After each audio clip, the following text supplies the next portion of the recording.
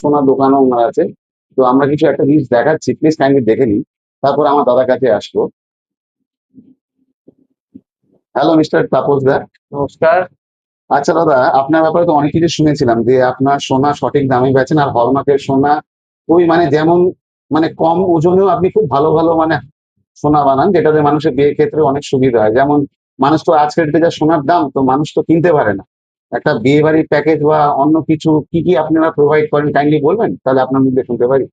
প্রথম কথা আমরা জানাই যে আমরা টোটাল আমাদের দোকানে যেসব গয়না বিক্রি হয় সেটা সম্পূর্ণ HUID এবং হলমার্ক, এটা নিয়ে কোনো সন্দেহ নেই। 2 নম্বর হচ্ছে আমরা পুরাতন আপনার যা সোনা আছে তার এক্সচেঞ্জ মূল্য 100 ভাগ আমরা দিই।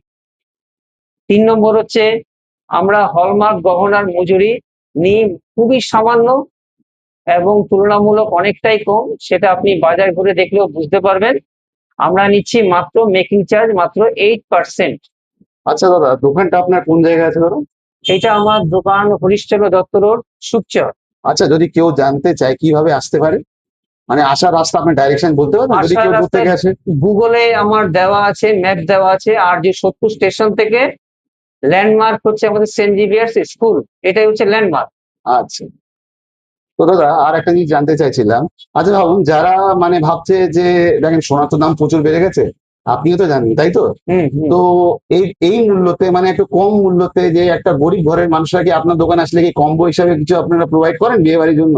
সেটা হ্যাঁ, অবশ্যই সেই প্যাকেজটুকু আছে আমাদের কাছে। মিনিমাম ধরুন একটা ছেলের আংটি, একটু মেয়ের হাতের চুড়ি, তারপরে মেয়ের হাতের গলার এবং কানের, এইগুলো নিয়ে যতটুকু মিনিমাম করা যায় এবং সেটা হলমার্কিং করে HUID করে আমরা সেটা কাস্টমারকে দিই এবং তার রেঞ্জের মধ্যেই বানাই।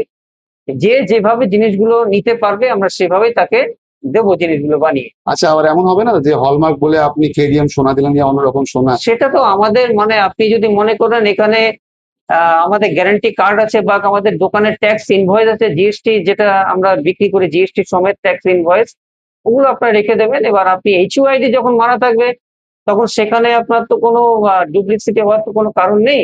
HUID নাম্বারটা দিয়ে আপনি মোটামুটি দোকানের নাম আপনি বুঝতে পারবেন। এই হচ্ছে বিষয়। আচ্ছা, এটা হলো। আর একটা কথা বলছি যে আমরা শুনেছিলাম যে আপনি কিন্তু গোল্ড লোনও প্রোভাইড করেন, এটা কি হ্যাঁ, এই বাস্তব? ব্যাপারটা হচ্ছে আমরা গোল্ড লোনের ব্যবস্থা করে থাকি। সমস্ত রকম ব্যাংক থেকে আমরা নিই মিনিমাম ইন্টারেস্টে।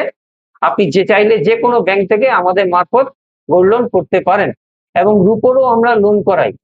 রূপো ও, আপনার পুরাতন রূপো যদি আপনার অর্নামেন্টস থাকে তার উপরও লোন হবে, এটা আমরা করি, এটা শুধুমাত্র আমরা করি। ও, আর দ্বিতীয় কথা হচ্ছে আমরা আমাদের পুরাতন সোনা ও রূপো ক্রয় করি। আপনি পুরাতন সোনা ও রূপো আমরা যদি আপনি বিক্রি করতে চান তো অবশ্যই আমাদের দোকানে আসবেন। আমরা সেটা না গালিয়ে ন্যায্য মূল্যে আপনার থেকে কিনে নেবো বর্তমান দরে। এই সঠিক দাম পাবো তো স্যার? মানে বাকি দেখতে কিছু কি চেঞ্জেস হবে? আপনার যখন বেচতে আসবো, কারণ কেউ অসুবিধা হয়তো রূপো আপনার কাছে বিক্রি করলো বা সোনায় বিক্রি করতে আসলো, হুম। তো সেটা সঠিক মূল্য কি পাবো? 100 সঠিক মূল্য পাবেন। আমি বাজার দেখে ঘুরে তারপরে আপনি শেষে আমার কাছে আসুন। আচ্ছা দাদা। আচ্ছা দাদা, তার বাদ দিয়েও আর কিছু আপনারা অন্য কিছু আপনারা অর্নামেন্টস বা কিছু বা সোনা মানে পাথর বাথর বা স্টোন কিছু বিক্রি করেন? হ্যাঁ, অবশ্যই স্টোন বিক্রি করি আমরা। যেগুলো আপনার জেমস এন্ড জুয়েলার্স, আপনি আমরা GSC কার্ড সমেত আমরা বিক্রি করি। GSI, যে geological survey of India guarantee card সমেত, হুম। এবং সেটা মিনিমাম মূল্যে আমরা কাস্টমারকে দিই। আ- যেহেতু আমাদের একটু মানে আমরা একটু ভেতরের দিকে আছি, হুম। তুলনামূলক কম দামে আমাদের কাছে আসলে পাবেন এবং জিনিসটা পরীক্ষণীয়। আপনি যদি মনে করেন এটা পরীক্ষা আপনি করে দেখে নিতে পারেন, পরীক্ষা প্রার্থনীয়। এটা তো অবশ্যই, মানে এখন তো অনেক কিছুই আছে, মানে টেস্টেড ল্যাব এখান থেকে করে নিতেই পারবো। অবশ্যই। আচ্ছা দাদা, আর একটা জিনিস জানতে চাইছিলাম, আপনাদের সোনা যদি বানায় কেউ, হতেই পারে দেখেন দূর থেকে আপনার ভিডিও দেখার পরে কেউ আসলো, তো আপনারা মজুরি কেমন নেন? মানে আপনার মজুরি কি বাকি থেকেও কি কিছুটা ওই যে ডিফারেন্স আছে? প্রথমেই বললাম মজুরি আমরা বাকি দিই না, কিন্তু মজুরি সবার থেকে কম করে মাত্র 8% making charge, hallmarking making charge মাত্র 8% ধরি আমরা। আচ্ছা। 8%। আচ্ছা, আর একটা জিনিস, যদি কেউ ভাবুন, একটা তো জানেন একটা মেয়ে বাড়ির তো দেখেন সবাই তো বড় লোক হয় না, গরিব মানুষেরও হয়। তো 1-1.5 লাখের মধ্যে কি মেয়েটার কি অর্নামেন্টস, মানে মেয়ের একটা মেয়ে বা একটা ছেলের বিয়ের যে একটা মেয়ের বাবা মারা যা মানে চেষ্টা করে, তার মধ্যে কতর মধ্যে আপনার হতে পারে? হতে হ্যাঁ, পারে না? আজকে ডেটে যা সোনার রেট আছে হুম।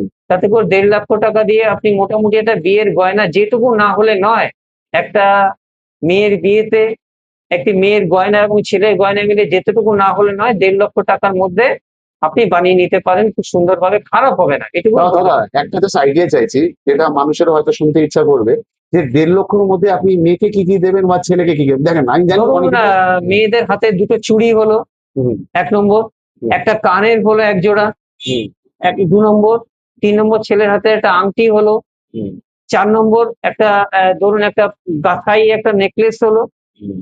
যেটা মুক্ত পুঁথি দিয়ে গাঁথাই করা একটা সুন্দর নেকলেস হলো। আচ্ছা, সব মিলিয়ে মোটামুটি 1.5 লক্ষ টাকা। এবার জিনিসটা কখনো দাম অনুযায়ী তো ওঠানামা করে। এটা তো বাস্তব। তো ব্যাপারটা হচ্ছে যে যখন মোটামুটি 1.5 লক্ষ টাকার মধ্যে একটা বিয়ে মোটামুটি নামিয়ে দেওয়া যায়, সেরকম গয়না ও আমাদের কাছে পেয়ে যাবেন।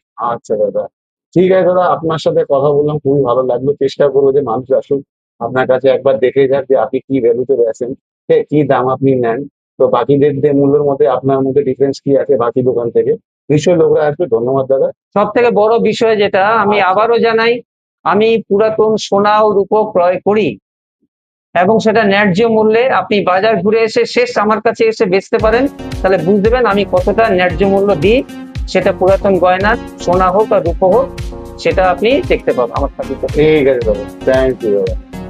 ঠিক আছে, বুঝলাম। সন্ধ্যা, তাহলে আজকের জন্য এটাই রাখলাম, বিদায় নিলাম আজকের দিন।